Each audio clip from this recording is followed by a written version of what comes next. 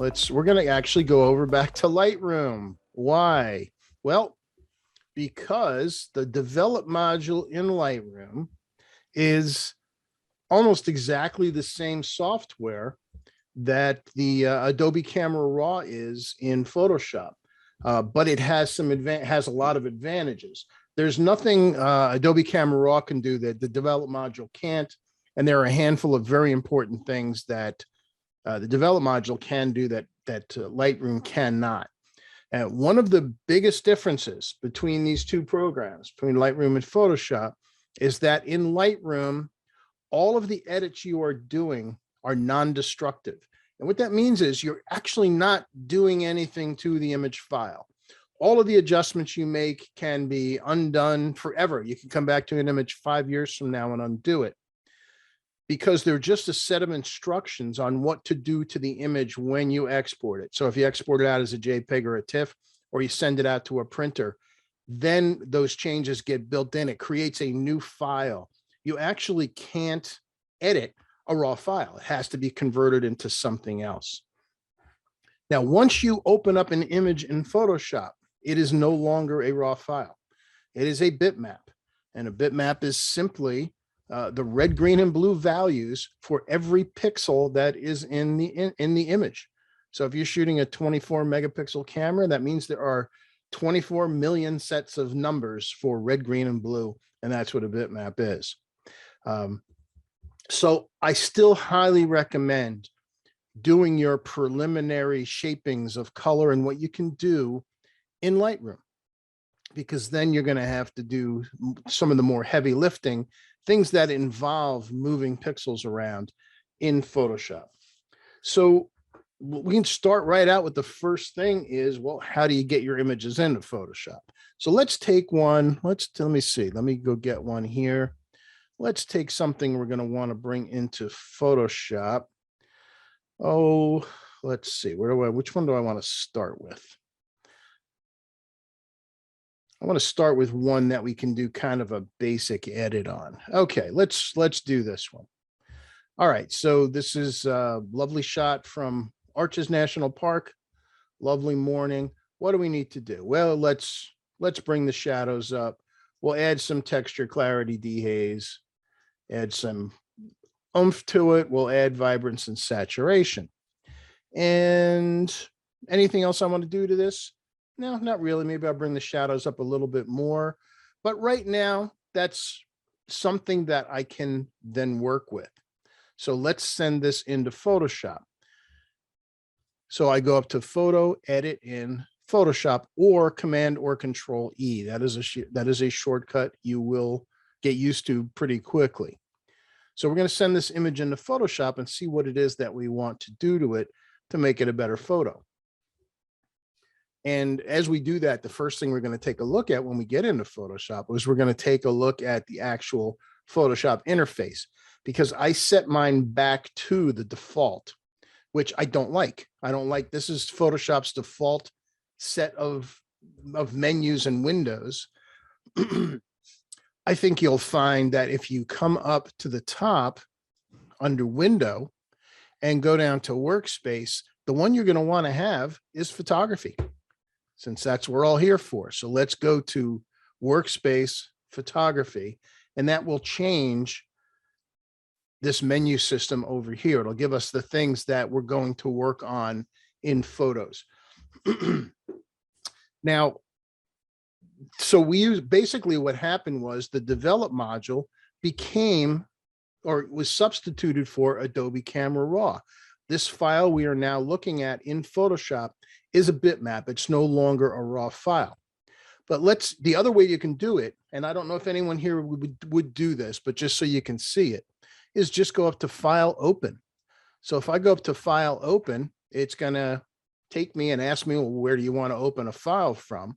So I'll just grab something. I don't know what these images are. I'm just going to grab, it's a pano, that's too big. Let's grab a normal size image. Let's get just a regular raw file here. Okay, don't know what this is, but don't care. So that's the thing, you want to be able to know where your images are that you're going to be opening. Oh, that's terrible. No, we got to do better than that. Let me get something else. Let me hit file open again. Let's get something at least moderately interesting. Oh, let's see.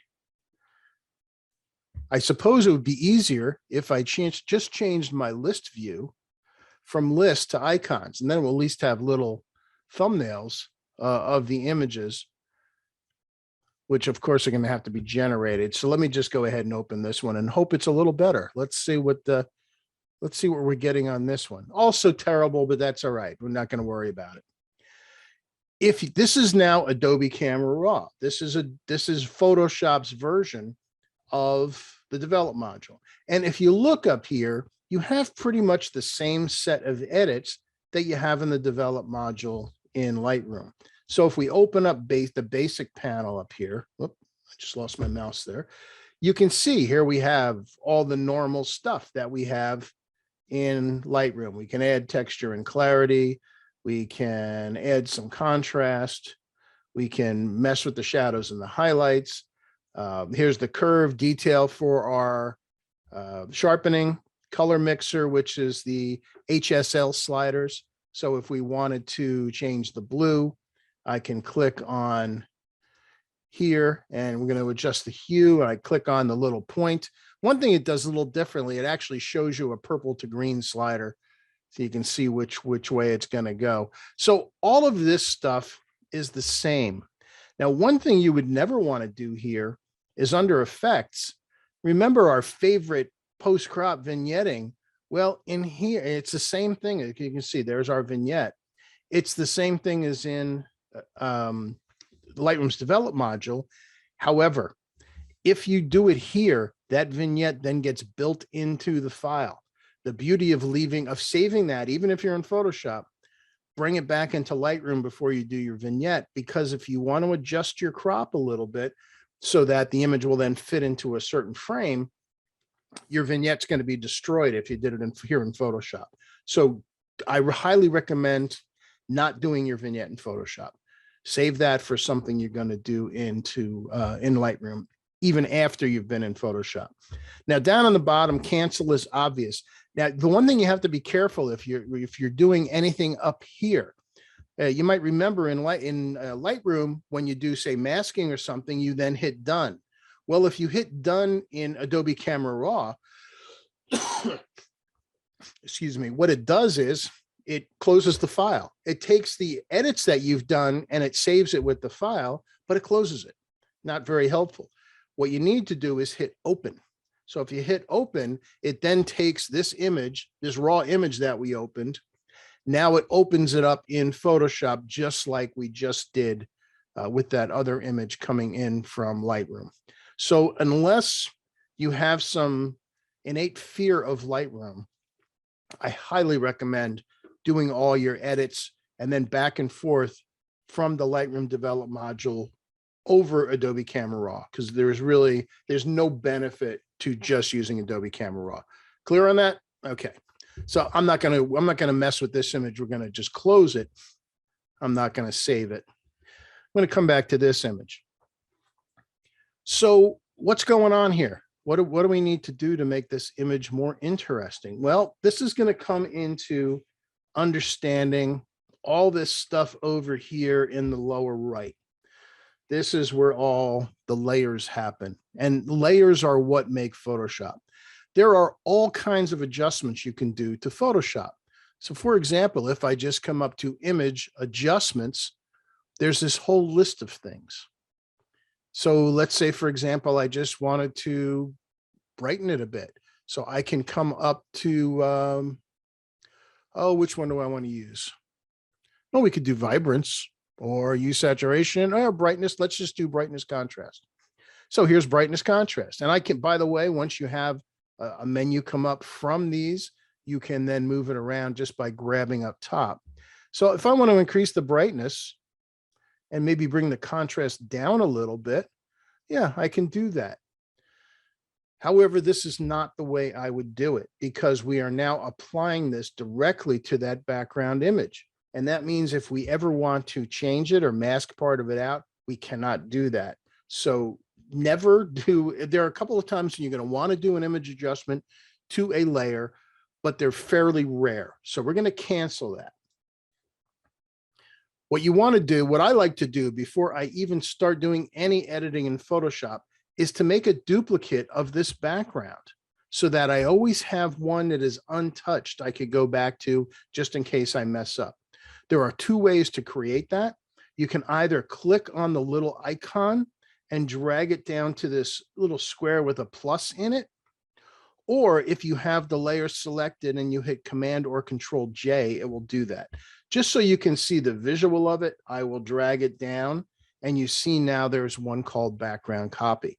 And there's going to be a lot of reasons where you're going to want to do that. So for now, just go with it. So we have a clean background. We can mess around with this all we want. We can change brightness, et cetera, et cetera. But the beauty is we have one underneath that is untouched. So say, for example, I wanted to select the sky just by the sky by itself. Well, there's a couple ways you can do that. So let's go over to the tools here. And I actually have one of my tools hidden. Let's go back to the magic wand. Now in the Photoshop menu bar, the toolbar over here, whenever you see a little diamond in the lower right-hand corner, that means there's more options or more variations hidden underneath there for tools. And you can see a whole bunch of them have it. So Magic Wand is pretty simple. It's just going to select, and there are settings up on the top that will change depending on what tool you have. For example, this is one you're going to use all the time. This is the marquee tool. And notice you see a different set of settings that are peculiar to the tool. So for the Magic Wand, there's a sample size. So the default's 5 by 5, just go with it. Tolerance is when you click on a pixel somewhere in the image, how far up and down in tone and value range is it going to go to make that selection? So the default is 32. We'll leave that there for now. Then also here we have anti-alias. Generally, you're going to want to have that on. Some rare occasions not. Contiguous, sample all layers. All right, so contiguous is probably one of the most important ones. Where does contiguous come in? Well, it probably wouldn't make a difference in this particular image. Maybe, let's try it. Let's click with the Magic Wand. We'll just click in the sky here and see what it picks up. Notice how it picked up all the snow in the foreground. That's because contiguous is not turned on. What contiguous means is what you click on to sample, everything's going to be selected that touches. If you don't have contiguous on, then everything in the image that has within 32 points or 16 up and down from where you click is going to be selected. So Command D or Control D is something you're going to use a lot because that means deselect. We're going to undo that. Now let's turn on contiguous. And now when we select, notice it only selects up top and it ignores this stuff on the bottom. Even though the tone is the same, they're not touching. Now, where you're going to be careful with contiguous, however, is you're not going to want to have contiguous on if you have trees or grass going up into the sky, because if you do that, it's not going to get all the holes in between the leaves and the branches. Now, once I have this, notice we missed this whole piece over here with the clouds. If you hold down the Shift key in Photoshop, it changes all of your selection tools to an add. So notice it has a little plus now next to the Magic Wand. And if we click there, we can add. Now it doesn't get it all because some of it's more than 32 values up and down. So you just keep doing it. And now we have the entire sky. Now, a good thing to do when you've got something like a sky selected is to save this selection. You might want to be able to come back to it. So what you do for that is you come up to Select, Save Selection, and just give it a name, something clever like sky, and hit OK. And now you have it saved. Now I can deselect this and I can go do different stuff. And then I can get that selection back whenever I want. Now, you might also have something that's maybe not the sky. Maybe it's some other thing in the image. Well, if you click underneath the Magic Wand, so you hit this little arrow, you see this other thing called Quick Selection. And what Quick Selection does is it selects what you drag around. So for example, if I just wanted to get this formation up here, if I click in it and start dragging, anything I go over gets added to it. It looks for edges. Now, let's say that's the area I want. And with this, I can also hold down the shift will add. If I hold down the Alt key or option, Alt or option, depending on what your keyboard has, notice it turns it into a minus, and I could deselect this area down below. And it, by the way, it also learns as you're using it. So if I let go, it goes back to a plus. So you can keep going back and forth over things. So let's say I just wanted that. Well, why would I want that? Well, we're going to save this because I'm going to show you. So let's save this. So I'm going to come up to select, save selection, and I'm going to call it this gossips. That's what these are. These are the 3 gossips in Arches National Park. And then I can deselect that. So we have those masks in essence, or they're really selections. We haven't done anything with them, saved in the file. They happen to be hiding in this thing called channels. And if you look down in channels over here, you can see besides red, green, and blue, we've got sky and gossips. And in fact, if I Alt click on them, there they are. There's the sky. And there's just the outline for the gossips. So that's what has created those masks for that. Now, we're not going to worry about those for now, but we're going to come back to them. So a copy of a layer, again, really simple to do.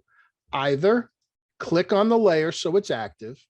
Easiest way, because you're going to copying layers is something you're going to probably do a lot. Command or Control J. So if I just hit Command or Control J, now you can see in my layers panel, there's another background copy. I'm going to drag that to the trash because I don't need it. Again, the other way to do it is to drag from the little icon picture, drag it down to the square with the plus symbol in it. That creates a copy also. And just so you have lots more ways to do it, if you come up to where it says layer, there's also an option there called duplicate layer, which does the same thing. So the one thing about Photoshop is that's both handy and can be frustrating is there are multiple ways to do the same thing. Before we start editing, what else did I want to do here? Oh, let's talk a couple little basic things that I know drive people nuts. And that has to do with image size and cropping in Photoshop. And if you want to know, well, how big is this file? So let's come up to image and you see image size. And image size is the actual pixel dimensions of the image. So if we click on image size, you can see, I'll bring this back up here, that the image file size is 148.5 megabytes right now. Here are the dimensions. These are the physical dimensions in pixels of that. If I wanted to make this smaller, why would I want to do that? Well, if you're going to send out or you're going to have something printed at, say, just 4 by 6 inches, this file is going to have way too much data.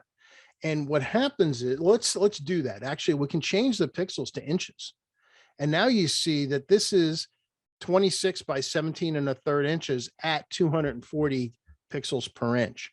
Well, if you're going out to a 4 by 6, that's gross overkill. I'm going to turn off resample. Which will keep its resolution. It won't make the image any smaller. And let's see what happens if I make the width 6. Now, if I printed this image at 4 by 6, notice the resolution is now 1040 pixels per inch or dots per inch in the normal parlance of it. That's bad because the printers can't deal with that. So if you try to print something like this with such a big resolution, what's going to end up happening is the print driver is going to have to throw out, like every 3 or 4 out of every 5 pixels in the image, and it's just going to do it on its own. So it's a time waster, and you can degrade the image because when you don't sample down, what can happen is you can start getting banding in the fine gradations like we have in the sky here. So you don't want that to happen. What you do want to happen instead is to have it resample. So if I want to keep that 240 at 6x4. Notice our image that was 148 megs is now just under 8 megs. So let's undo that, because it's going to bring up another question. The other thing we have under image is canvas size. So that's showing that right now our canvas is 26 by 17 inches. Well, what if I need this to fit in a 16 by 20? So what I could do is make this, I'll make it 20, and I'll make this 16 and hit OK. And it's going to tell you it's smaller than your original image. You're going to end up cropping some of the image, and you hit proceed. And now you know that this will fit in a 16 by 20 frame. So not the way to do it, but I just wanted you to see it. What this brings up is another question that happens all the time. Before we go any further, let's go back to image size, is how much resolution do you need for your print? And it's much less than you think. So how many, all right, I'm just going to throw some numbers out. How many of you think you need to have 300 dots per inch for your prints? Just any hands? Anybody? 1, 2, 3, 4, 5. Interesting. Okay. How many think you need 240? Anybody? 240? I got two 240s. I got a 240 and a 300 for Paula's. Paula's hedging her bets. Okay, how about less than that? How about 180? Anybody there? 101. Okay. 150? 125? How about 360 or 400? Anybody there higher? Okay, nobody's at oh, I got one. I got one outlier here. Okay. The answer is somewhat. It depends. But notice that 240 was the default that Photoshop presented us with the print size, with an image resolution. There's a reason for that. And then historically it's because Adobe asked Epson, what's the highest resolution you can support in your inkjet printers? And they said 240 dots per inch. That also assumes that you're on a glossy stock. If you go to any kind of textured stock, the resolution of those papers, like a fine art paper or a canvas, drops down. It starts to drop down a lot. If you ever, how many of you had canvas printed? Anybody have canvas prints made? Okay. Well, canvas prints, without you knowing it or caring, are printed at 150 dots per inch, because that's all you can see on canvas. Now, there are printers there are labs that will ask for 300 DPI. Do they need it? No. It just happens to be what their drivers are written around. Also, it really makes sure that you have enough resolution for the print.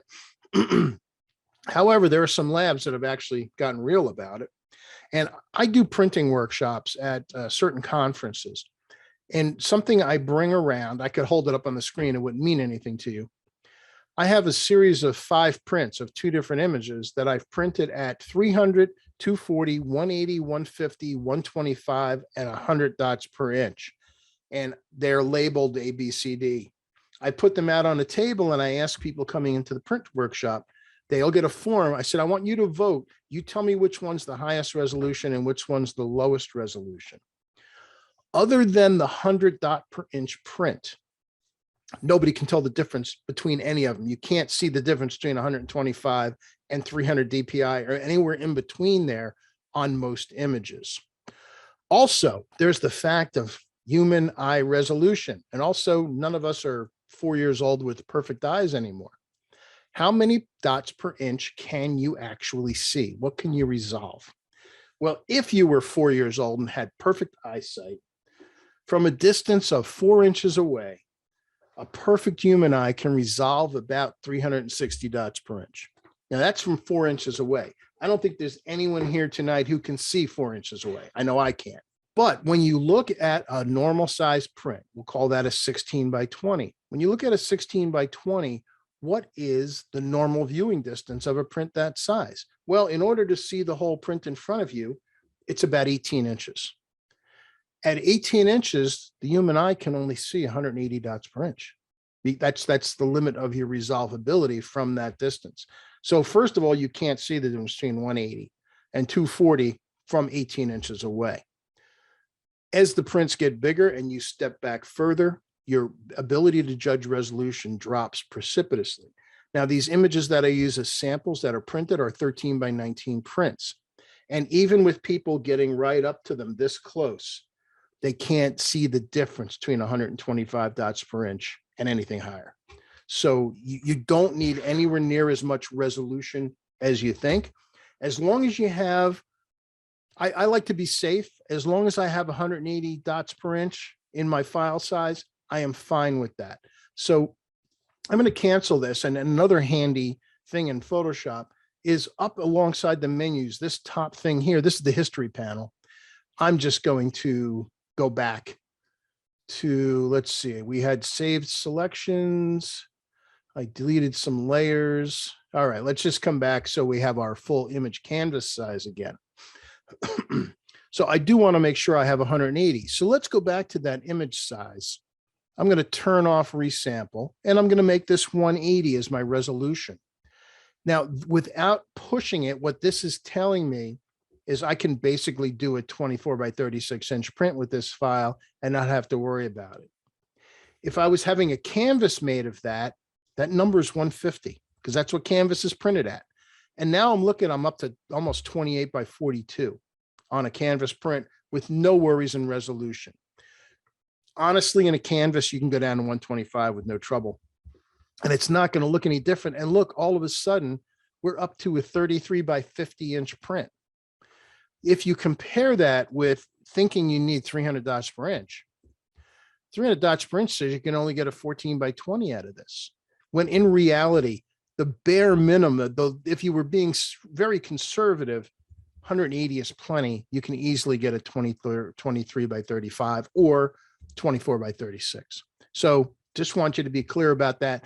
That's where in Photoshop you can see all this stuff. So let's cancel that. Okay, now let's go over to the power, where the real power of Photoshop lives, and that's in its layers, masks, and blending modes. And by the way, we are going to do a bunch of image edits, but this, I hope, is everybody cool with this? So this is really important stuff that you kind of understand this. So, okay. All right. So over here, these are our layers. Okay. So what are layers? Best way I can describe it is think of, you have an image down the bottom, and then on top of that, you're putting glass plates that have other stuff going on them. Maybe it's another piece of an image. Maybe it's a color. Maybe it's a piece of dark gray, and it can be partly there or all there.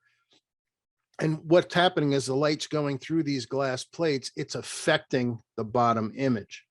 So for example, if I create a new blank layer, I'm just going to come down here, click on the little plus square, and I have a blank layer there.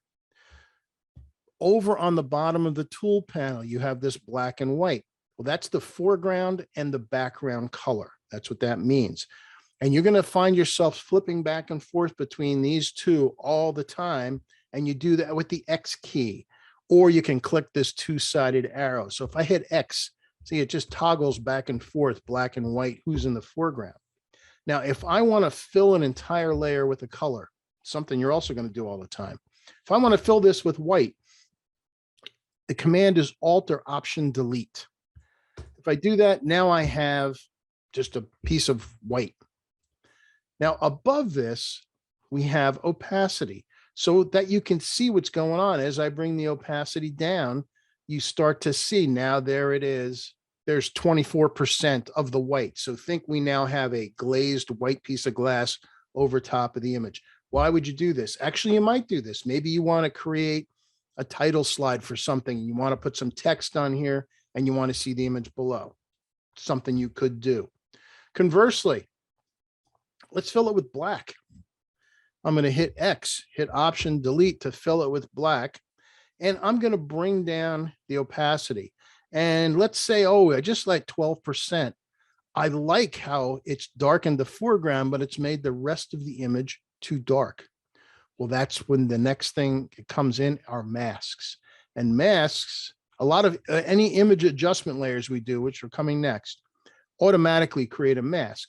When you just create a blank layer, it does not. But this third thing in down the bottom, the rectangle with the circle in the middle, is a mask. It's something that gets added on. And a mask, think of it as it's where the light's coming through. You can let it through or not. So here's what I mean by that. I'm going to go get a brush.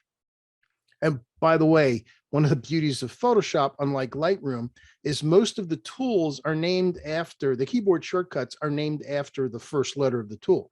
So if I want to get a brush, I can just hit the letter B on my keyboard and I get a brush. So I have this big brush here. Well, notice when I select the brush, the options up on the top change again.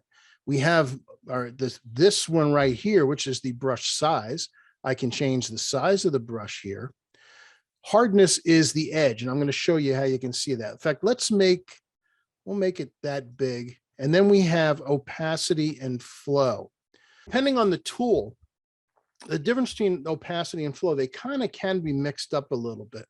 But what opacity is just what it says. Is it 100%? Is it 50%? Can you see through it or not? Flow is, imagine it's a spray can. It's how powerful is the paint coming out. I'm going to make the opacity 100% by dragging that slider over so that you can see. Now, if I'm going to make the brush nice and big, and there's 3 ways to do that. You can come up to here and make it really big, but you're not seeing it. You can also use the bracket keys on your keyboard. If I hit the bracket to the right, if I hit the bracket on the right, it will get bigger. If I hit it on the left, it'll get smaller. If your mouse has the ability, like a slider wheel, you can do it that too. I accidentally painted with stuff. I'm painting right now. I got stuck. Hold on. Let's not paint. Okay, let's get our brush back. Sorry. So I've got my big brush here. So there's the bracket keys that will make it bigger and smaller. Notice that we've got our black layer here and then the white mask. And which one's selected is important because it'll put these little frame corners around it. If I have white here, now this is a white mask. That means it's nothing. It's transparent. If I start painting on this white mask with black, so I'll hit X, it will hide whatever is happening on the front part of the layer. So if I work at, say, 50%, let's bring this down to about 50, and I start painting on here, you will see it, the effect start to go away. And you can see in the mask, here's our mask, here's what's happening. I'm painting on the mask. Let me put it right to 100% so you can see it better. See how the sky's getting lighter as I drag across. So it's counteracting what we did. Now, this is even a subtle effect because our opacity is so low. But look what happens when we turn the visibility of this layer on and off with the little eyeball. And you can see where it's been painted darker and where it's been painted lighter. So this mask is what allows you to have things not be affected. So I'm going to get rid of this. We don't need this particular one. Let's go to adjustment layers. This is where all the fun happens. And the adjustment layers can be accessed in 2 different places. You're going to access them right here, down on the bottom. I hope you can see it on your Zoom. It's a little circle with half black and half white. Can you see that down here? Way down the bottom, right at the bottom of your screen. Actually, what I could do is I'll bring it up a little bit. Let me make my Photoshop window a little bit smaller just so I know that you can see it. It's right here, this little half black, half white circle. So if I click on there, take a look at all of these adjustments. They're actually the same ones that are up here. But when you do them down on the bottom, they automatically get put on another layer. So for example, if I click on here and do a brightness contrast adjustment layer, let's move this over. Now see, a new layer is automatically created with a mask. So if I go to brightness and brighten this whole thing up and then bring the contrast down, I might like what it's doing to some of the image, but not to the rest of it. So I'm going to hit the X to close this panel so you can see, okay, it looks good in some places, but it made some of the rocks in here a little bit too bright. That's where the masking panel comes in. So I have the masking window next to that. If I get my brush, I've got black in the foreground. I'm going to paint at, about 30%. And rather than keep going up to where this opacity slider is, you don't have to do that. If you just type a number on your keyboard, it'll jump. So if I hit the number 3 on my keyboard, watch the opacity setting. Just by hitting 3, notice it's 30%. If I go to 8, it's 80%. If I go to 0, it's 100%. I go to 1, it's 10%. I find myself painting at 20 and 30% a lot. So we're going to go 30%. So I just hit 3. By the way, are there any engineers out there? I know there's always some engineers around. Well, if you're an engineer and you say, well, I want to be more precise than that. I want to paint at 37%, damn it. Well, you can do that. You just have to type 37 real fast. So if I type 37, notice it says 37 in opacity. That'll save you a lot of time. So I now have a 30% opacity brush. I've got black. And if with this, the little framing corners around the mask in brightness contrast, if I start painting in here, it's going to stop the effect of that brightness contrast. And the beauty is, this is cumulative. So as you start doing this, if you paint over it again, it keeps adding to it. So now what we've just done is we brought some of the brightness down just of these little bits of rock that got a little too bright and left everything else alone. So if we hide this layer, you can see there's the before and after. We made the entire image brighter, except for these light pieces of rock. And that's the beauty and the real definition of the power of the masking layers that you can do and what you can do with these adjustment layers. So while we're here, let's add a couple of others. What else can we do? Let's come down to, let's do hue and saturation. So we do the hue and saturation adjustment layer, and you can see it automatically creates another layer with masking. So let's see, what do I want to change? Maybe I want to, I want to adjust down here. So if this pointed finger is the same as that little circle in the HSL that we were playing with in Lightroom, if I click on here and come down to part of the image, I can click and drag left back and forth, and notice it's increasing the greens. And if you take it far enough, well, it's the saturation. It will start to increase the saturation and everything. So let's just bring the saturation up a little bit. Well, let's see. Let's take it up to about there. That looks pretty good. And maybe we want, this is set just for the yellows, however. If I go to master and adjust this, now the entire image is getting that. If I just really want to get the greens, if I hit greens, now it's just making the greens, and it just switched over to yellow all on its lonesome. Let's stay there. You can also come up over here and just drag the slider. If I want, I could also basically pull all the color out of the greens. So that's where this is like the HSL slider in Lightroom. And again, the difference is, since it's on its own layer, you can mask it out. I'm going to do something a little more dramatic. Let's get another one. We're going to do a curves adjustment. And curves is something that I know makes people crazy. So curve is showing us the histogram. And you have two ways to deal with the curves. You can use this same targeted adjustment tool with the pointer. And let's say, oh, I want this area to be darker. And if I just click down, notice what the curve is doing is it's pushing down in this 3/4 point on the line. If I want down here to be brighter, wherever I put the eyedropper, it will find on the curve what part of the image is being affected. So if I want to bring the brightness of those deep shadows up a little bit, I can do that. And let's say I just want to cut to the chase and I want the midtones brighter. You can also just click on the line and then drag it up and down. And you can see you can make the middle of the image brighter or darker. So let's say for some reason I want the image to be back up about here. So now we've created a little bit kind of a screwy curve, and not the kind of curve you're typically going to do. We'll do a real one in a bit. I just wanted you to see what's happening. Now, if I turn this on and off, you can see the before and after the image.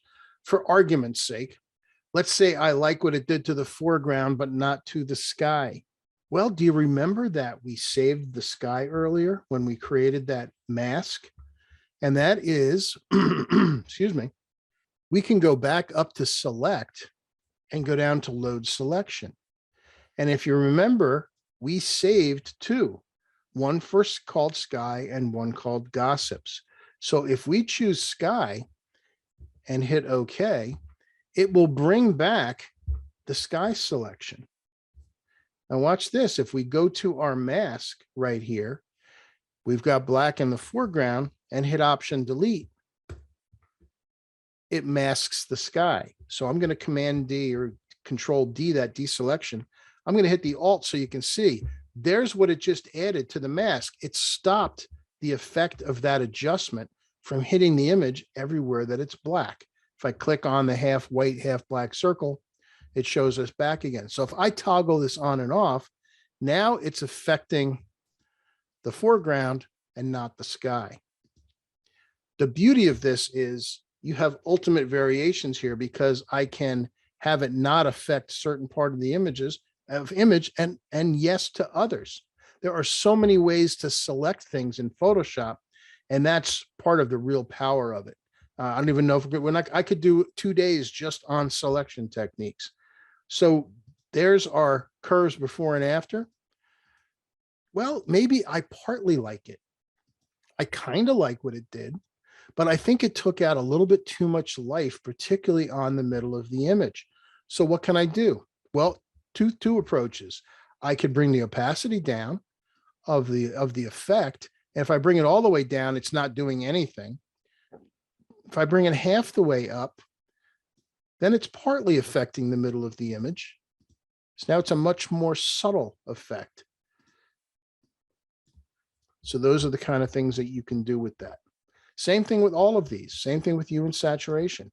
If I don't like what the hue and saturation did, again, you can turn these on and off and see there's our brightness contrast that we painted out the middle of. Just with a quick nod of your head, are you starting to get what this means with these layers and the masks? No, Howie, no. Okay.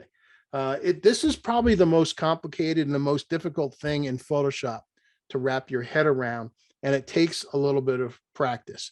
So let's go into another image for a minute so I can show you some things here. This is in Scotland. It's an old abandoned barn. It's no kind of exciting image, but I want to show you some things that you can do in Photoshop that will add some life to the images that are really easy. So here's this image, kind of bland, not much to it. I'm going to duplicate this. So I'll do the visual. I'll drag it to the plus box. Now there's a copy of that. Well, if you thought layers and masks were screwy, now you're going to get introduced to what are called blending modes. And they're here. If I click on normal, there's all of these things here. So what are blending modes? Blending modes are still going to deal with the layers. The difference is that it's changing the math of what that layer is doing to the layer below. It's not just something been put on top. It's a set of colors or what have you. And how are we going to have it affect what's down below through math? Now they're grouped into these things. You can say, as you scroll through, you see all kinds of funky things happening. They're grouped by what the top one does. This group, by the way, dissolve. I've been teaching Photoshop, as I mentioned, since 1993. Actually, this didn't exist then, but I've never found dissolve to do anything worthwhile. In fact, most times it doesn't do anything. So I'm at a loss on that one. Darken, pretty straightforward. It's going to darken the image below. Multiply, again, same thing as darken, but it's going to actually start multiplying the numbers. And as you go down, generally, they get more intense of whatever the effect is. So you can see it gets kind of crazy, except for that one. Now, also keep in mind that some of these, something like multiply might look great if you just bring the opacity of the effect down. So we'll get there. The next group down will lighten the image below. So if I hit screen, you can see as you go down, except for the last one, it gets worse. This grouping is very handy, where it says overlay. And what this group does is it affects the contrast of the layer below. The way overlay works is anything in the the layer that is 50% gray, excuse me, is transparent to the image below. And we'll see that in a second. Anything brighter than 50% will lighten the image below. Anything darker will darken the image below. So overlay is very handy, even with just taking the original image and putting it over top of each other. So if I hit overlay, you can see here's what it's done. Now, it's actually not a terrible effect. It's just too strong. If you just make a copy of your image and change the opacity down to somewhere between 20 and 30%, overlay is actually a very nice effect for adding some pop, really adding some pop real quickly to an image. So I'm at here, 29%. If I hide this layer, toggle it back and forth, you get to see how it's added some pop to the image. It's a very handy way. Just when your image just needs a little more oomph, great way to do it. Now, if we look at this a little heavier, gee, as I look at it, do I like what it's doing to the sky on a heavier percentage? Actually, in this case, no, not really. So we'll leave it at our 29%. We'll deal with the sky separately. Now, let's say I wanted to take this old abandoned farm and I wanted to brighten it up in the scene a little bit by itself. So we're going to go back up to this tool, the quick selection tool, which is again a friend of our magic wand tool. And I'm going to just click on this rock wall and I'm going to drag across, and notice what it does. It selects the things I go over and it just starts to add to them. And we'll come right out to the edge. Missed a piece there.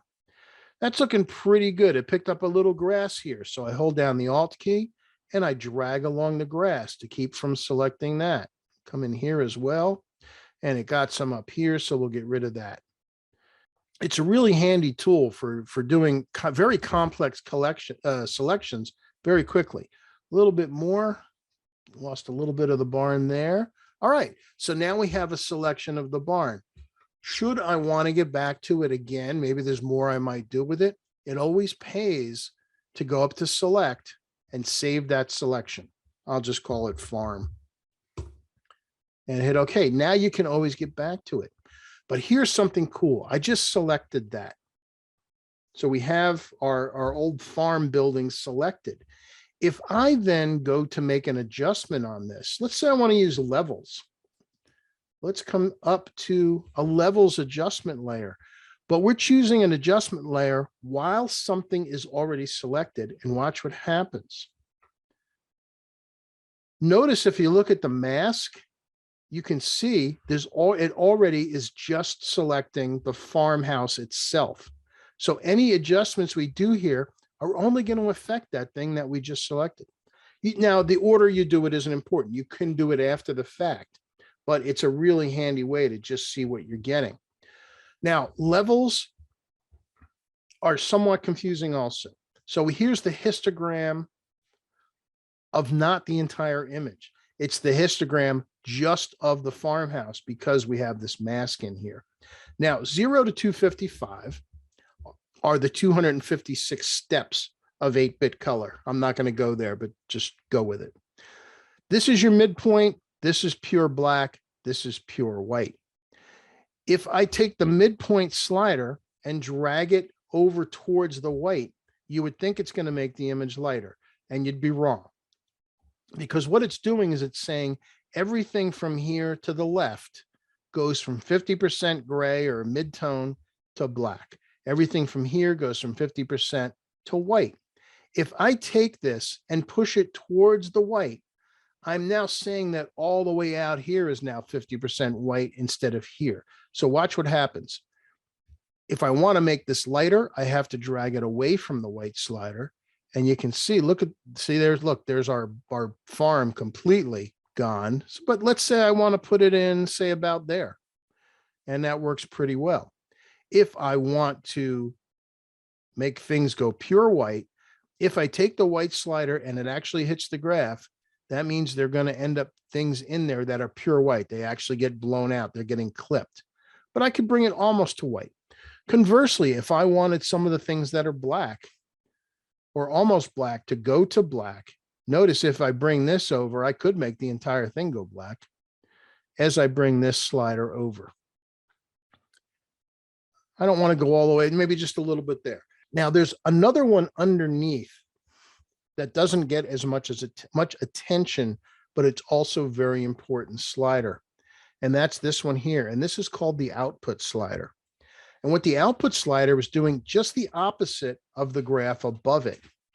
What it's saying is that you see the output levels 0 to 255, again, which is our 256 steps that we have for red, green, and blue. If I bring this white slider in, what it's saying now is instead of the brightest white being the bright, full bright 255, I could say, well, I want the brightest color to be 117. And look what happened to the farm. Again, conversely, if I wanted none of the blacks to be black and I wanted the darkest black to be 50% gray, I could bring that up there. The reason that we don't need it right now, but the reason that that's important is if you want to do burning and dodging or painting with a light, you can't burn something that's white. You can't make it darker. This is how you would make it darker. You would actually bring it down here. And we'll do that with the sky in this image in just a second. So let's close this. And if we turn this on and off, look at the difference now with our barn. And we can zoom in on this. Let's zoom in and make it a little small, a little bigger. We get to see the barn. Now the barn really, the farm really pops as we do that. And that was a really easy way to do that selection. Is it maybe too bright? Yeah, maybe. But again, you can always bring the opacity down a little bit and adjust it to taste. But notice how much more powerful that is in the frame, just with that easy of a selection. Oh, I just did a keyboard shortcut. A couple you're going to want to see. Command or Control 0 will refit your entire image into the frame. So if we're zooming in on something, let's say I zoom in just down to the old farm, and so I need to see the entire image, Command or Control 0 brings you back to your full image. Something else you're going to want to do. Maybe you're working in really close. All right, we're above the resolution of the file right now. If you look in the bottom left, it says 200%. So we're looking at the image twice its size. So maybe you want to see it at 100%. You want to see it absolute full resolution, but you don't want to start seeing pixels. Another keyboard shortcut for that is Command 1 or Control 1 on a Windows machine. That will show you the image on your screen at 100%. And you can see now the bottom left, that's 100. Well, let's say I'm working on this thing and I need to get over here. How do I get to it? Easiest way, well, there's two ways to do it. I can hit the hand right here, which is actually a thing that allows me to then just drag the image around. Or while I'm here, if I have any other tool, if I hold down the space bar, it turns it to a hand so that you can then do your edit and walk around. I think that's a good place to take 5. Wow, that was that. Believe it or not, we've gone through an hour already and I haven't done any of the image edits really. All right, monitor calibration. I'm not sure who first brought it up, but yes, it is very important. And why is that? Well, all of these edits we're making, with the exception of stuff that we're doing based on the histogram, are based on what we see on the screen. And if your screen is not accurate, then the changes you're making to your images are hopeful guesses, not real. For example, if your screen brightness is turned up all the way, let's see, what's mine at right now? Mine's actually down pretty far. I happen to know that 5 down from the brightest setting is really the most accurate on my particular monitor. So I just adjusted it to that. But most people have their monitors turned up all the way. And if your monitor's turned up all the way, everything looks really bright and really intense. But the problem is it's not accurately showing you the image that you see on the screen. It's the screen that's making it bright, not the actual file. And if you don't have a calibrated monitor with the brightness and the color correct, then you're guessing when you do your edits. And if your monitor is too bright, when you send out an image to be printed, or even if you just print it on your own desktop inkjet, the image is going to come out consistently dark because the image isn't bright. The image file isn't bright. It's your monitor that's making it bright. And the rest of your computer and all your peripherals don't know how bright your monitor is set. Technically, I guess that's something that could be incorporated in the future, where they see, oh, you're judging it based on how your monitor's bright. We'll make the adjustment so it prints that way. It doesn't work that way. It doesn't happen that way yet. Same thing with color. Most monitors are a little bit too blue, and particularly on lower end monitors where they're making assumptions you're going to be doing a lot of video. You're going to be watching movies and YouTube stuff on your monitor, and blue looks good. Blue also makes whites look very clean. Do you guys remember, what was it? Was it Clorox? No. Who was the bleach company that was selling their bleach with a bluing in it, or detergent? I forget who it was. Blue makes white look cleaner. So that's why screens have a tendency to be a little bit too blue. The problem is, you see your image and you think, oh, it's looking a little too blue. So how do you counteract that? You have to add yellow to the image. Well, if you add yellow to the image and it really didn't need it, it was the monitor that was making it blue. Then when you go out to print, your prints come back yellow. So you need to calibrate. So that's where these things come in. Right here. This is X-Rite's i1 Display Studio. Used to be called the Color Monkey. You're sharing your screen so they can't. Oh, you can't see my screen. Let me stop my screen sharing. Hold on a second. This is an i1 Display Studio. Used to be called the Color Monkey Display. Basically the same hardware. They just rebranded the thing. A little higher. Okay, so there it is.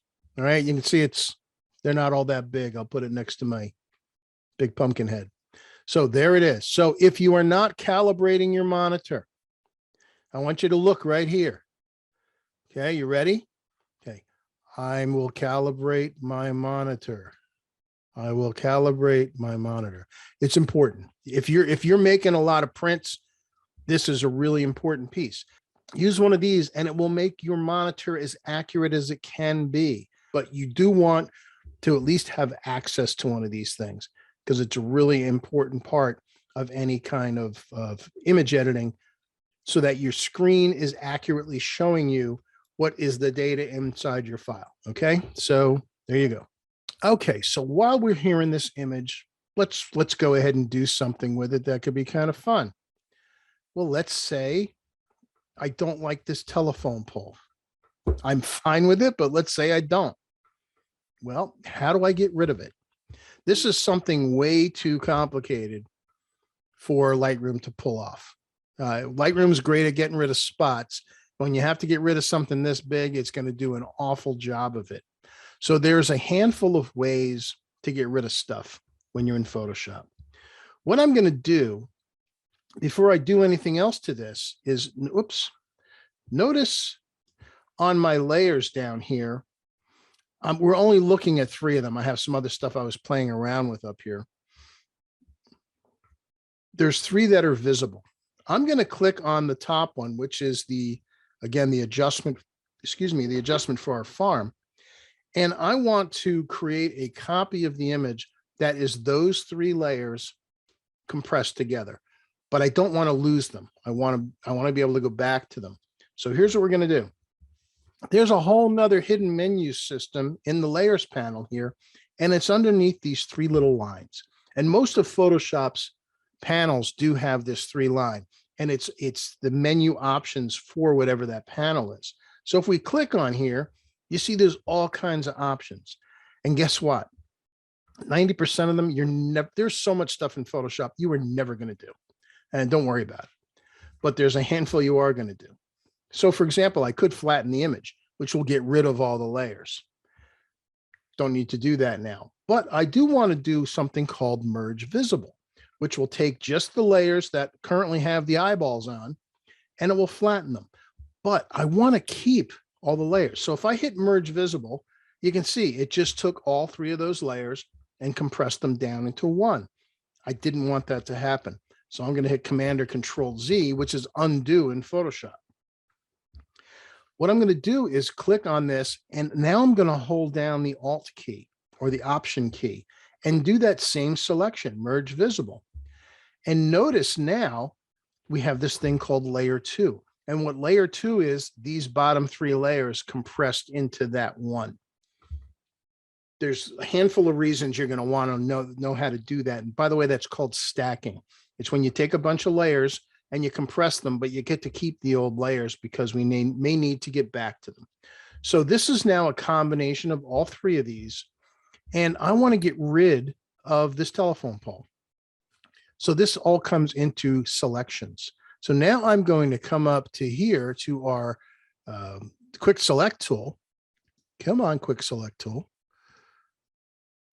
And change it back to the magic wand. Just hold on to that thought. I want to use the one above it. I want to use the lasso tool, which is something you're going to find yourself using a lot. Now, the lasso tool defaults as a freehand where I just click and drag, and I can drag around things. Now, in this case, I can actually do a pretty good job. That was actually fine. I'm going to undo that. I'm going to deselect that, which again is Command D. Another thing to do is you can use the lasso tool and hold down the Alt key. The Alt key is often the Photoshop magic secret key. If I hold down the Alt key, it changes the lasso tool into a straight line tool, which allows me to just click and drag. And anytime I want to change direction, I just click and I can come around until I get to the end. And you can see now I have a straighter selection. Now, in this case, it would have worked either way, but there's times when you really want those straight lines. So now that I have this, what can I do with it? Well, I want to go to Edit, Content Aware Fill. Now, there's 2 ways to approach this way, and then there's a shorter way, which is simpler. So if I go to Content Aware Fill, we're going to get this big menu. And what Photoshop's going to do is in this area that's painted green, it's telling you that's where I'm going to sample from. And then in this window here, it shows you a preview of what it's going to look like. And you can see that the telephone pole's gone, and it actually did a pretty good job. So you can say, all right, cool, okay, just do it. Just hit okay. And it does it, and our telephone pole's gone. Now, when it does it do it perfectly? Sometimes not, especially when you ask Photoshop to do all the work, because sometimes you see a little bit of fuzziness or a little discontinuity. Like it looks like there should have been some of this grass coming through. Hold on to that thought. We'll get to it. So then we have this. We've got this line coming down. Well, we could do the same thing. This time I'm just going to draw a freehand because I want to do it big. And I'm just going to get right down to the rock. And I'm going to draw around this line. Now we're going to use what's called the cloning tool or the stamp tool. And that's this thing here that looks like a rubber stamp. So I'm going to click on that. Now I'm holding down. By the way, here's another keyboard shortcut. Remember I mentioned you can make your brushes bigger and smaller with the bracket keys. If you hold down Control Alt or Control Option or Control right click on a PC mouse and click, it shows you the brush. Now notice the opacity is 100%, the hardness is 3%. Well, if I want the brush bigger, if I click and drag left and right, it makes the brush bigger and smaller. If I push up and down, it changes the edge hardness of the brush. That's a great keyboard shortcut for that. Now opacity, remember, we'd still have to type on our keyboard, but we want 100% for this for now. So I'm going to make it a little bit smaller. Now watch what happens. To use this tool, you hold down the Alt key and you click. So I'm going to keep it in line with this. So I'm going to click right here. And what that did was it just filled that brush with that part of the image. Now, if I come over here and start painting, it's going to paint with that part of the image. Now you're going to have to keep doing this because notice it caused a problem up here and it's about to cause a problem here. So when you have lines in the surrounding area, you have to resample, refill that brush. So in fact, I'm going to make the brush a little smaller and there's a line here in the field. So I'm going to click on the line and then come back over to here to get rid of that. Notice we caused a problem here. So let's again Alt click and then we can paint in from there. And now that line is gone. So I'm going to Command D to deselect that. And that looks pretty good. There's a little bit of fuzz right here.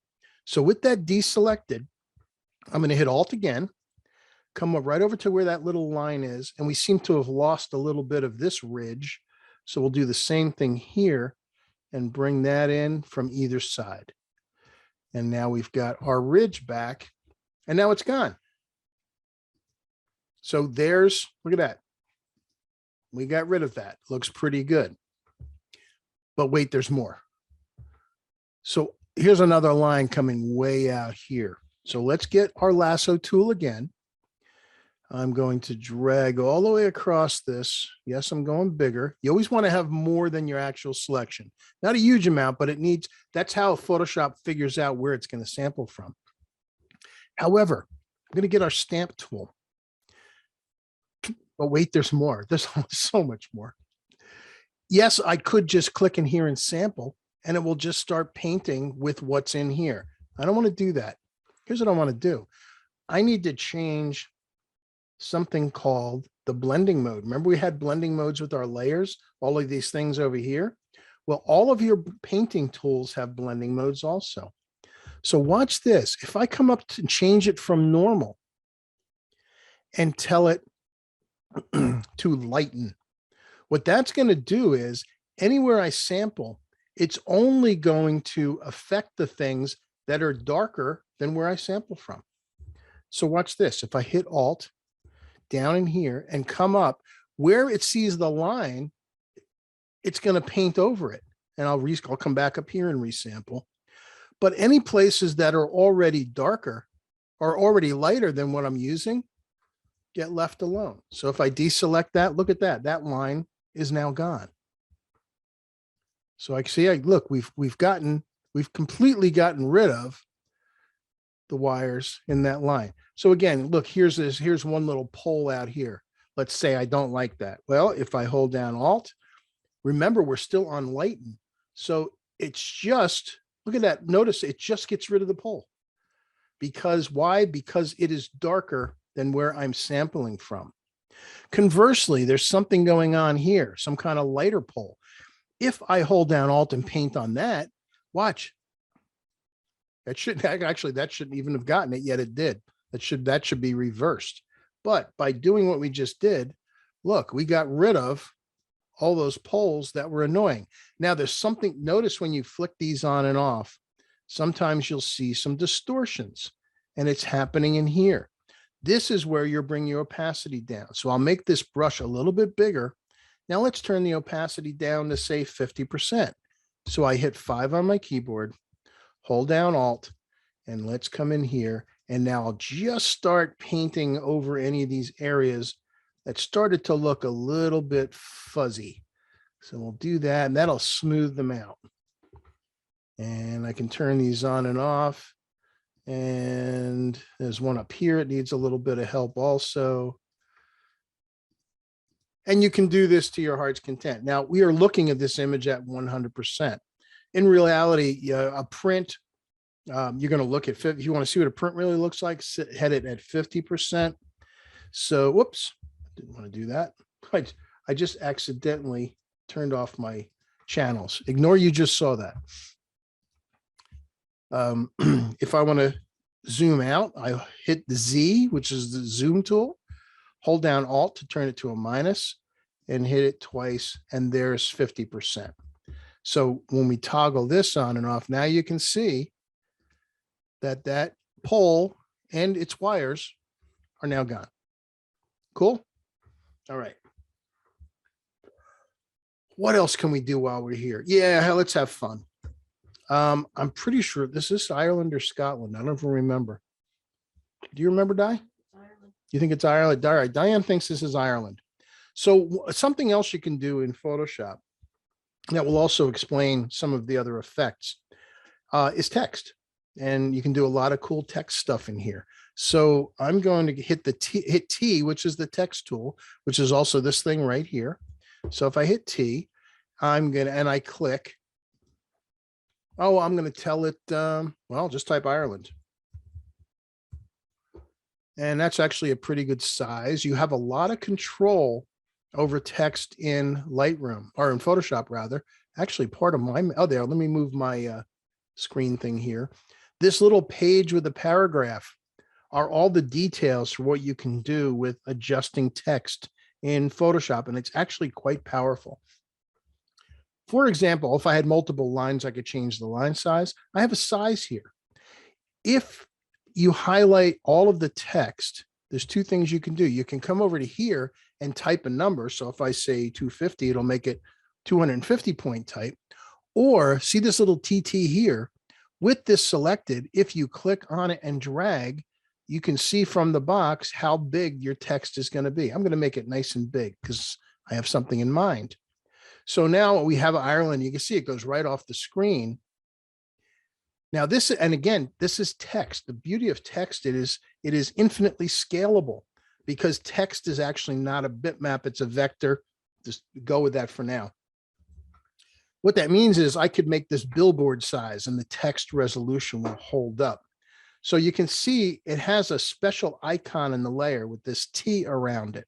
I want to be able to do some more stuff to it. So I'm going to make a copy of this. I can drag it to the square with the plus, or I can hit Command J. And what I'm going to do is come up to layer, and I'm going to convert this text to bitmap. So that's called rasterizing type. Now it's no longer type. Now it's just like the rest of the image. And I'm going to hide the actual original text layer that says Ireland, because when this is now an object rather than type. And what that allows me to do is to transform it. So if I come up to edit, free transform, I can do all kinds of stuff to it. I can squish it in one direction. If I hold down the shift key, I can squish it this way. I can make it spread out. I can make it squatter. I can make it taller. There's all kinds of anything you can think of. I can also rotate it. And if I hold down the shift key while I rotate, it does it in not distinct. I can't think of the word. It does it in measured adjustments. So let's say I put this here. All right, I'm going to make it a little smaller. So I'm just going to drag down from the corner and put that there. So let's decide, let's say I want this to be somewhat transparent. So I'm going to make the opacity a little bit. I'm going to have it slightly transparent. But now there's all kinds of cool things I can do. And you can do this with actually technically any selection. If you double click on this, you get a whole nother layer style menu.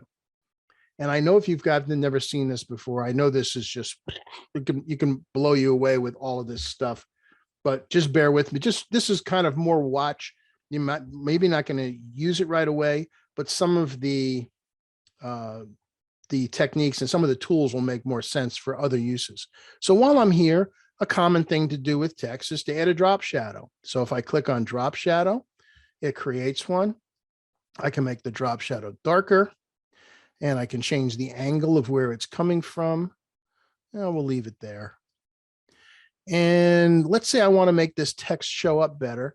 So I'm going to stroke it. So I hit stroke, and instead of black, I'm going to make it, I'll put a white stroke around the text. And yeah, let's say that's all I want. So that's pretty cool. The reason I did this is because this will also show you what the difference between fill and opacity is when you're dealing with the objects like this. If I make the opacity 100%, there's our text at black. However, I can make the opacity 0. And then it disappears. But I also have fill here.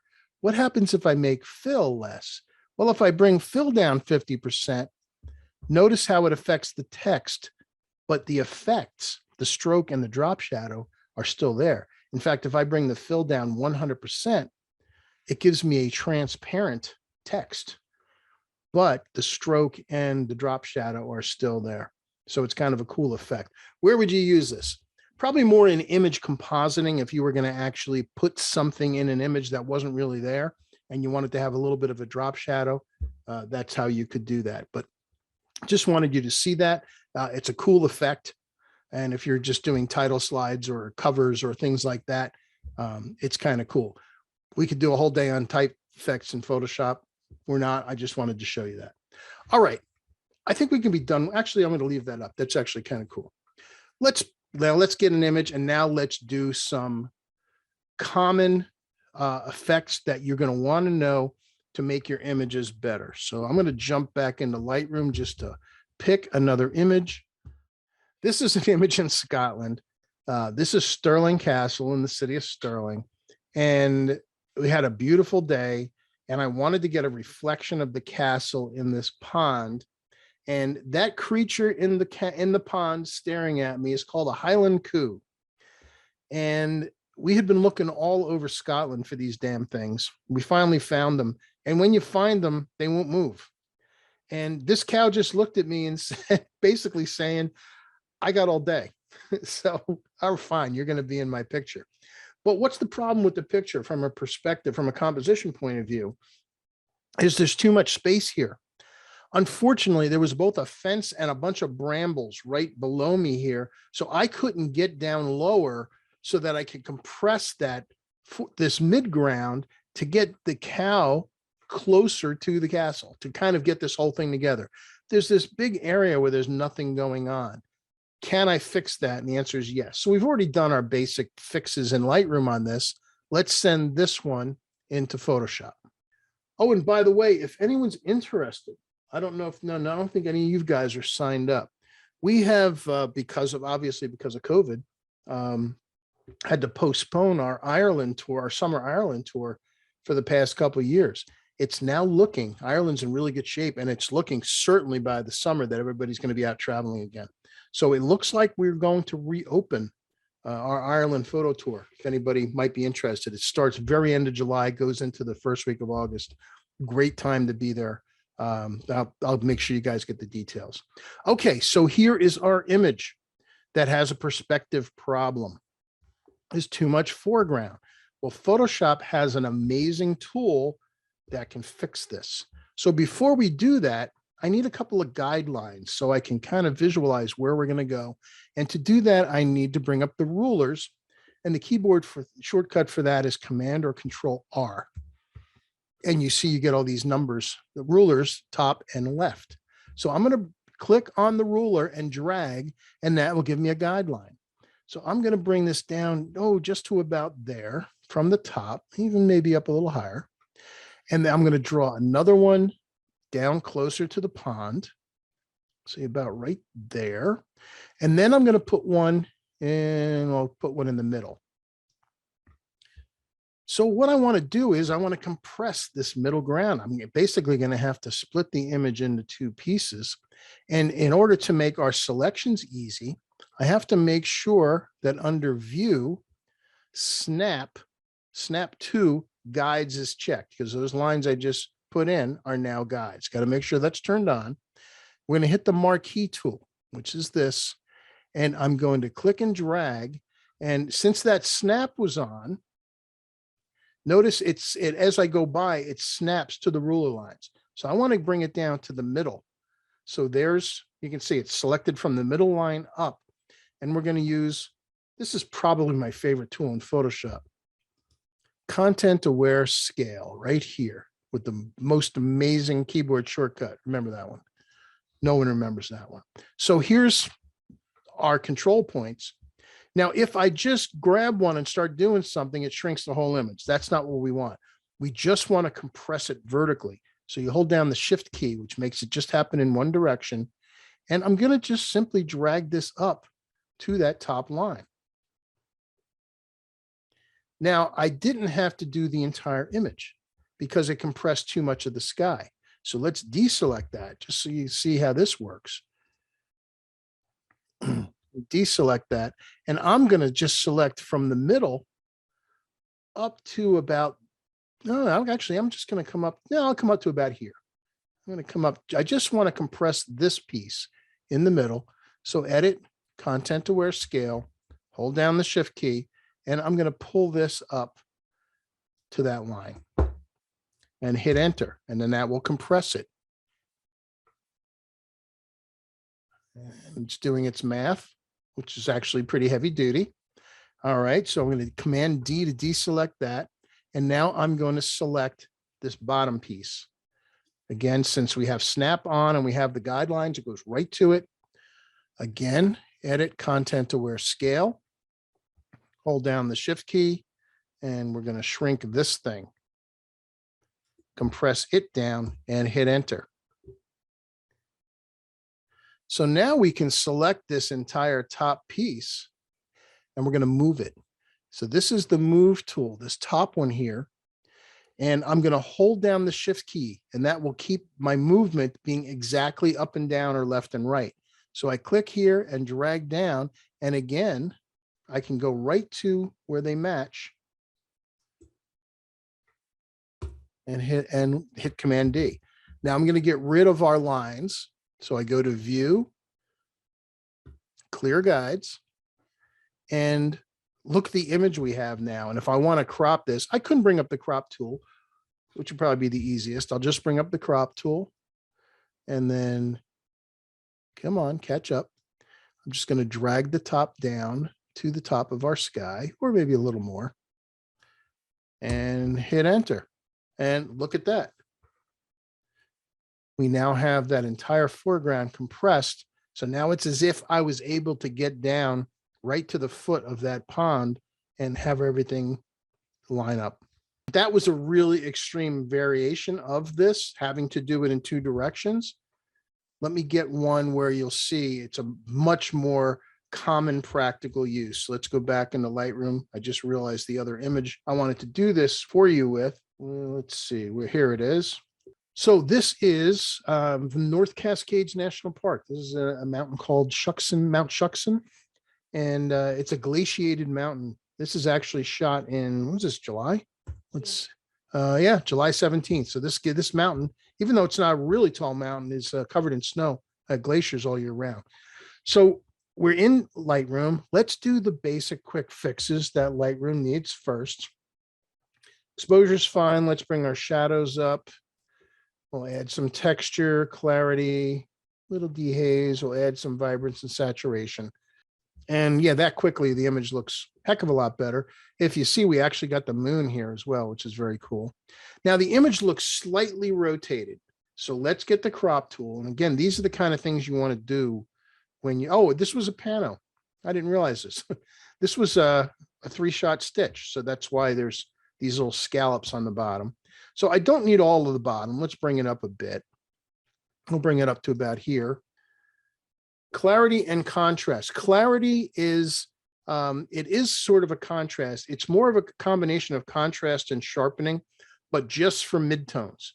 Clarity looks at images that are kind of in the middle, looks for borders where something's slightly lighter and darker, and then increases the contrast just on the border to create some sharpening and some separation between almost close together colors. All right, so here's our cropping. I'm going to come down to the corner so we can rotate it. Now I'm going to guess that that far shore isn't exactly horizontal, but if we don't make our image follow that, it's going to throw people off. So whether that was perfectly straight or not, that's fine. Okay, so here is our base image. I'm going to bring the highlights down a bit. So I want to get those clouds down a little. All right, now let's send this into Photoshop. That looks good. So Command E. Oh, something else happened. I also want to show you. I was a little generous in my crop, and you can see there's a little piece missing up here, which is perfect because we're going to fix that in Photoshop. So let's go over to Photoshop as it tries to, it's opening this file. This is a pretty big file. It's actually a 3-stitch pano, which means it's 3 times the file size as a normal image. So I think what I will do before I start editing is I'm going to bring the resolution down just to speed up the editing process, because we'll see how big this file is going to be after we open it. And it'll show us that down here on the bottom left, as soon as it's done reading the raw format in.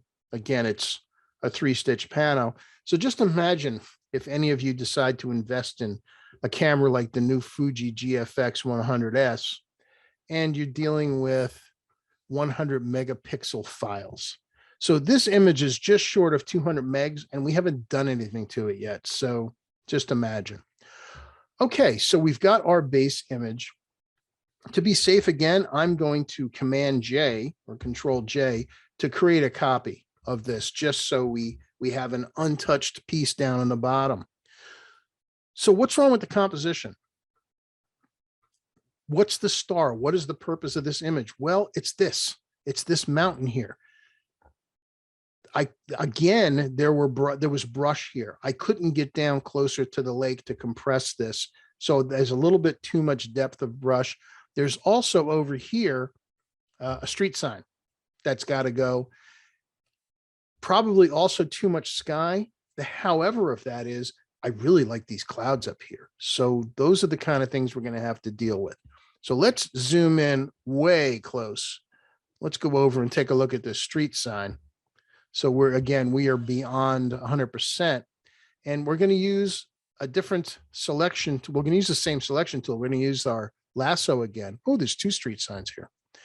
And I'm going to hold down the Alt so I can get straight lines around this. Oh, the other cool thing is while you're holding the Alt, if you click and drag, it just becomes freeform. Now, I'm going to do this in pieces. Don't want to try to do the whole thing at once. Now, this time I'm going to use the keyboard shortcut, which is Shift F5. And the keyboard shortcut Shift F5 gives you content-aware fill without going through that other big menu. And look, it's gone. So I can Command D that, see if it looks good. Pretty good. We're going to retouch it. So I still have this here. Again, Alt to give us a straight line.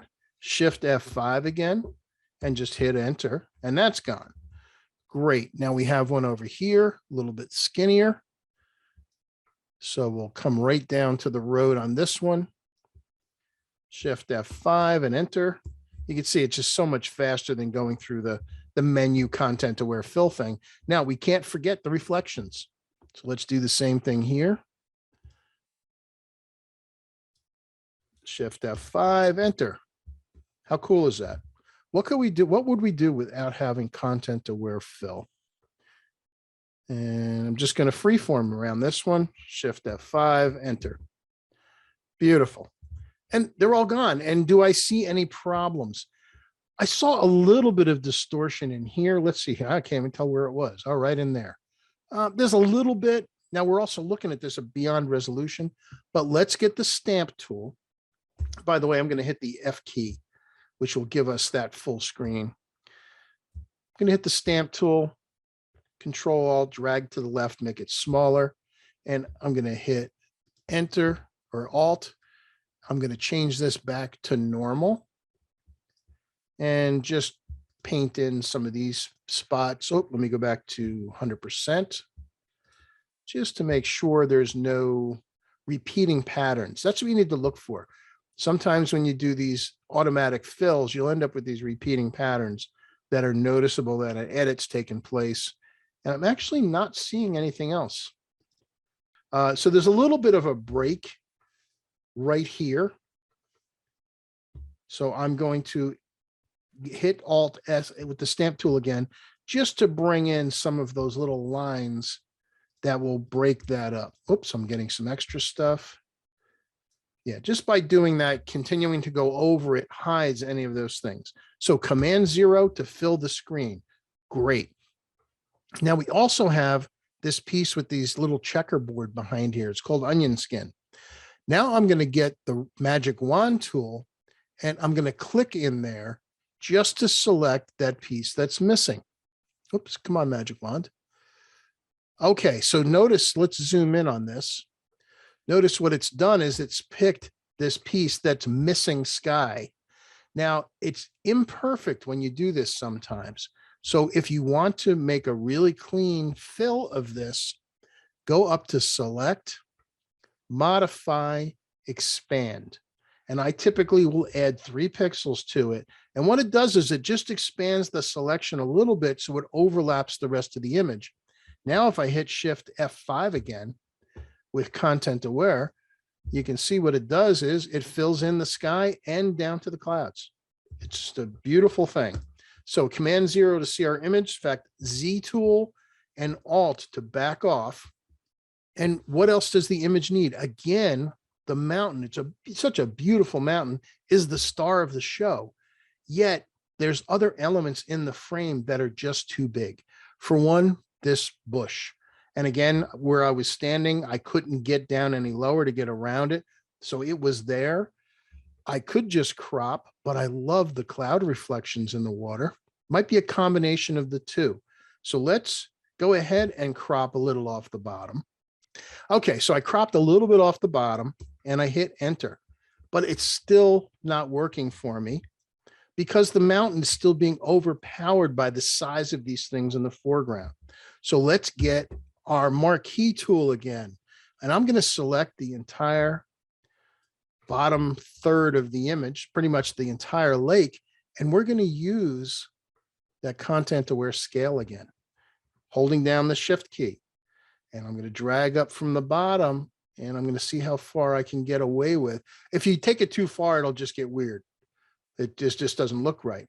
But if you just keep an eye on it, I think I can come up to about there. I'm going to end up cropping some more, but I want to compress it a little bit. So we'll hit that, enter on there. That's looking pretty good. Let it do its transfer. Oh, I forgot to resize this thing. Let's do that just to speed up the editing, the processing. So I'm going to come up to image size and I'm going to make it a little smaller. Let's resample it. We'll make it 4,000 pixels across. So I'll just type in 4,000 in width. And you have these different choices for how it's going to resample. And there should be defaults. There's one for enlargement, one for smaller. I've heard people argue technically that even when you're making it smaller, it should be the enlargement setting. I personally haven't seen that big a difference on it, but you can try it, see if you see a difference. Okay, so here's our mountain scene. Let's zoom in on it a bit. Let's do the same thing for the top. Gonna pick the top. Oh, we'll come down to about halfway through the peak and go to edit content aware scale. Don't worry, Ada, I haven't forgotten you. I'm gonna get the moon for you. Hold down shift. And see what it allows me to do is to compress the area above the mountaintop, but I get to keep all my clouds because I love these clouds over here. So I'm going to compress that. And that looks great. Hit enter on that. Okay, so I'm going to deselect that. And I don't need this stuff that's underneath here anymore. So what I'm going to do is I'm going to crop this image. And again, the easiest way to do it rather than get the crop tool, since I'd have to come up top and bottom, is to simply command click on the icon for the layer. That selects what's on the layer. And then I can just come up to image, crop. And doesn't that look better? It looks so much better. Okay, the moon. Let's go back and let's take a look at the moon. Let's say for some reason we wanted to move it a little bit. Fine. So I'm going to get the stamp tool. And I'm going to make it a little bigger, just like any other kind of brush. And if I wanted to get rid of the moon, I can just pick an area to sample from. So if I hold down the Alt key, then I just put the cursor where I want it. If I want to sample right from here, I can then come over to here and the moon's gone. Well, we don't want the moon to be gone. I want to move it. Oh, which brings up another tool. It's this one right here. This is called content aware move. So if I get that and draw around the moon and then tell it, well, I want to move the moon. So I want to bring it over here. Well, what content aware move does is once I hit enter, what it does is it deletes the old one and then moves the new one. Now, unfortunately, there's a little bit of a halo around it because the sky color, I'm going to back off a little bit. The sky color is a little different around the moon here. So now I need my stamp tool again, or the cloning tool.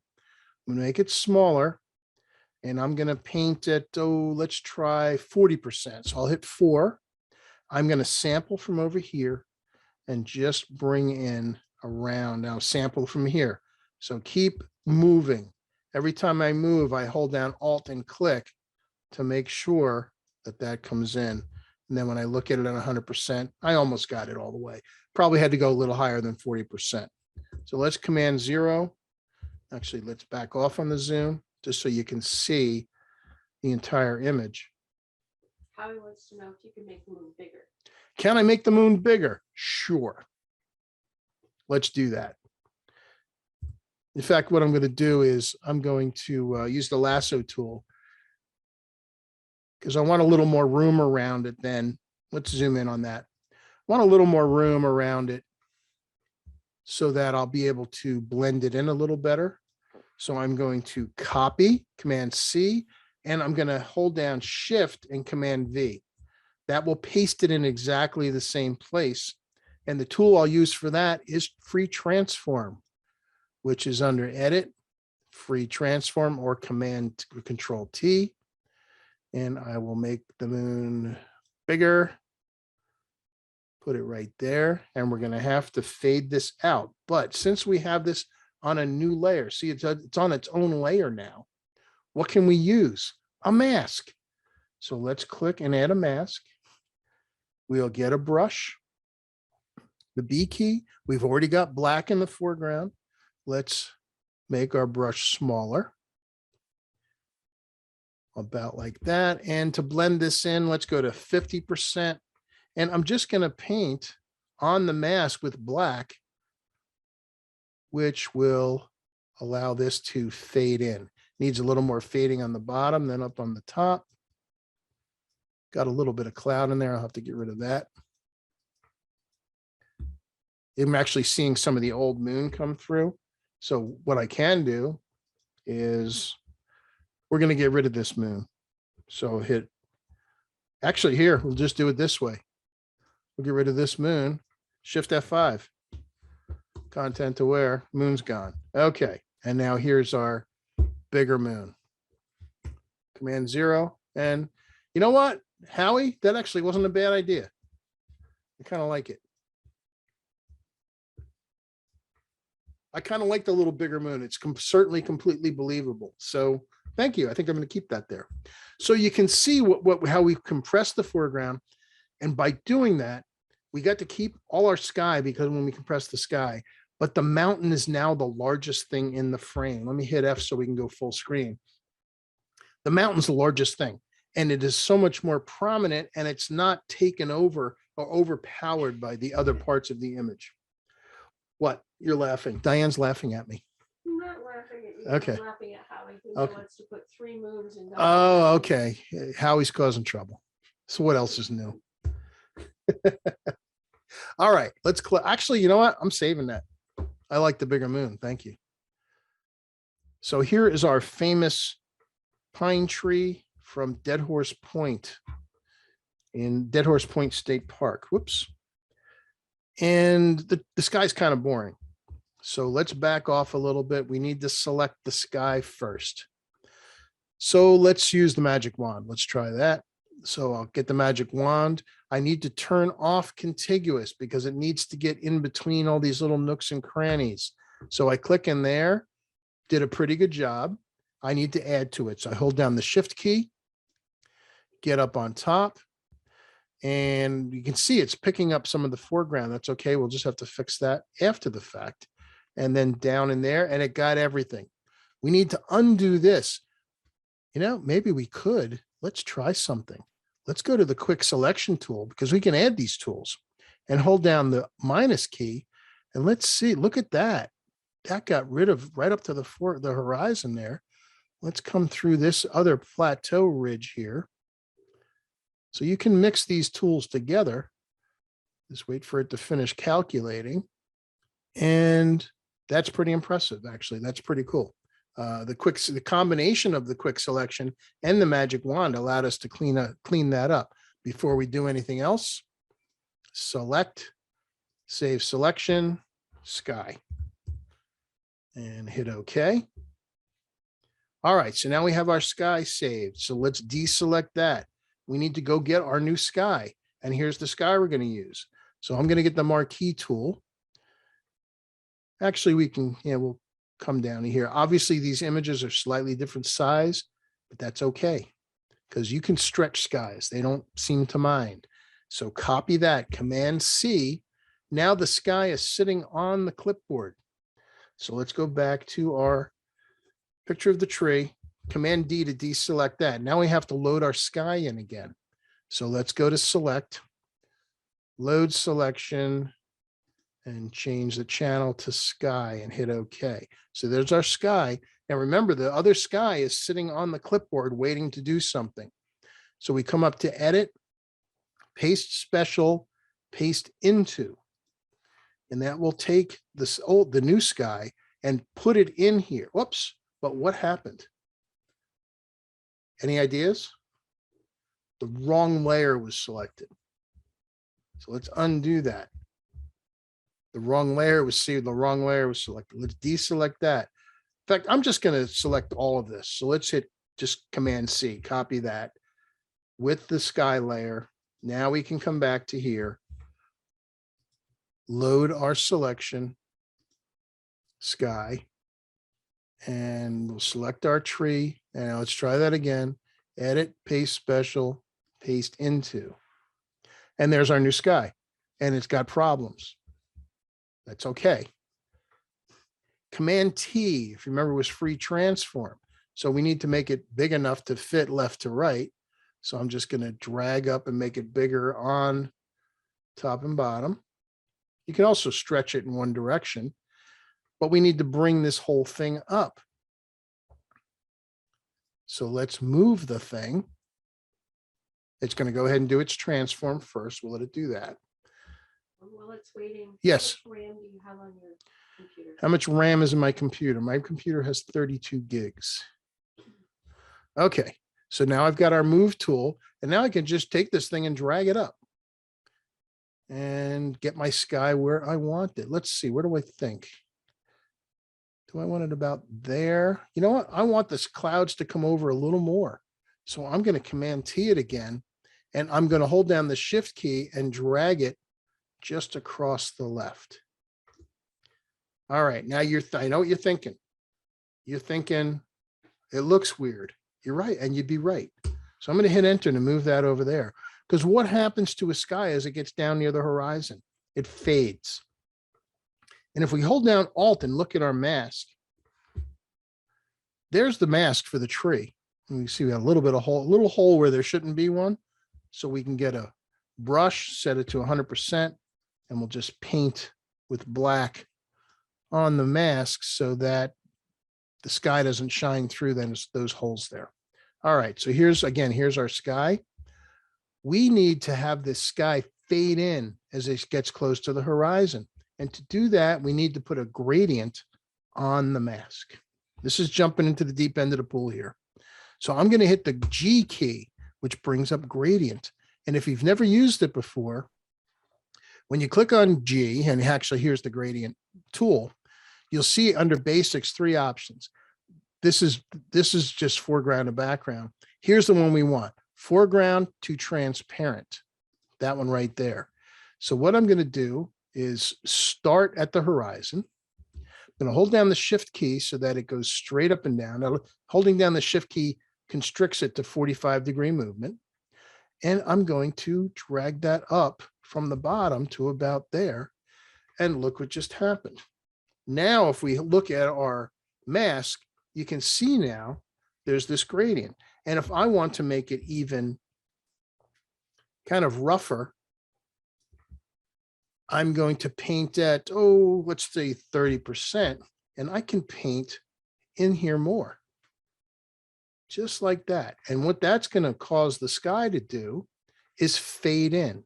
Now it's also a little bit darker blue up here, so I can bring the opacity down just a little bit to have it fade in a little more. And now we've got a new sky in our image. Cool stuff. You guys remember all this now? You guys with me? No? That's why you have the recordings. So you can go back over this and do it at your leisure. I don't expect you. I could spend 2 hours on one image, just going slowly through everything. And some of you might appreciate that, but I also need to make the recordings be something that is worthwhile reviewing. So by having a recording of this, you can then take your time and go back over the pieces that you want to review. All right, there's another piece of this that I didn't go to. You guys got 5 more minutes? Okay. Another piece of this. Okay. This new sky has got a different color tone to it. Notice that? You can see the old versus new. Very different color. Is there a way to fix that? Yeah, there is. I'm going to zoom in on that color interface, and you can see this is the old original sky. This was the color of the new sky. They're obviously different. Can I make those match? Yes. I was going to save this for tomorrow, but we'll do it again tomorrow because this is an important one. All right, we're going to jump into channels. Channels are just basically where we can look at the red, green, and blue pieces of the image. In fact, we look at the whole image. The green channel alone often gives you a pretty decent black and white. So there's red, green, and blue. So we're going to zoom in just on this interface, and I need these to match. So if I can make the red, green, and blue tones match for each layer, that means the colors match. So how do we do that?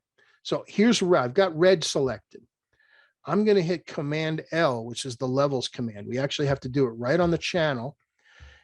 And I'm going to position this right over the middle. And I'm going to adjust the middle slider so that my new sky, which is the one on the right, matches the tone of the one on the left. You can see as I drag this left and right. And I find it helps to kind of just squint at it, to kind of blend it together. And when they look the same, that means the red channel matches. Now I have to go into green and do the same thing. Command L. I'm going to darken that up a little bit. And again, squint because the texture of the two skies is a little different at this magnification. That looks good. And then lastly, blue. Command L. So let's bring this one over. This one actually has to be lightened up a little bit. And again, squint. I'm squinting at it just so that that line in between the two of them disappears. Hit OK, and then come up to red, green, and blue. And now you can see we're at 450% magnification. If I go back to Command 0 to fit, now you can see they're at least the same tone. See what just happened over here now? Excuse me. Good question, though. Now they're the same tone of blue. So now I can move my new sky into place. I'm going to probably drop the saturation down a little bit on it. Let's go ahead and do that. I'm going to drop the saturation, do a hue saturation luminance layer. So we'll add hue saturation adjustment layer. I'm going to bring down the saturation a little bit.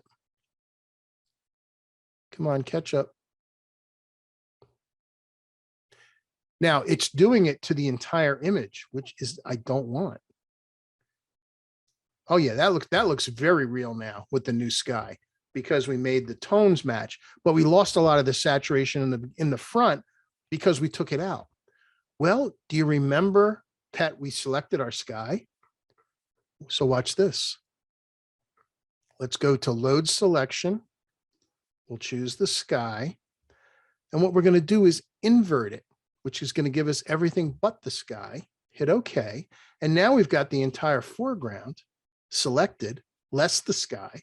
If we click on the mask and hit Option Delete, which will fill with the foreground color, which is now black, that fills into the mask, back with black. Again, here's what it just did. And we can deselect that. And now we change the saturation of the sky. You can see the sky is not quite as saturated up here without affecting the foreground. Now you have a completely believable sky because we've got it faded in and it matches exactly the tone of the previous sky. Any other questions? Thank you. Nope. Okay. Good night, everybody. See you tomorrow. Good night. Thanks.